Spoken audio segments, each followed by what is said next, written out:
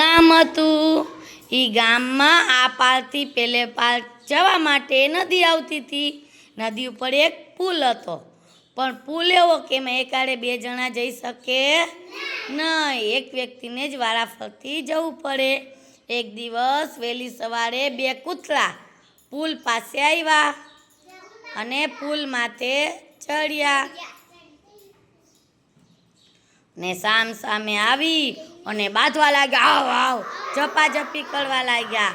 તો અને તળાપ મારામાં ઠેકડા ઠેકર કરી એવા બાંધતા હતા કે કૂદકો મારતા પાણીમાં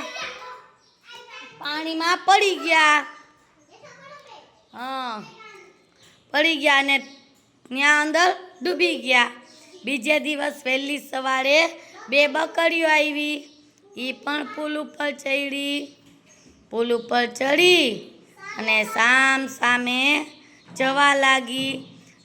અને બંને સામે એટલે વિચારવા લાગી કે આપણે કાંઈક તો કરજો છે. પછી એક બકરી નીચે બેસી ગઈ સાવ ટૂટીઓ વાળીને. બીજી બકરી એની માથેથી જતી રહી.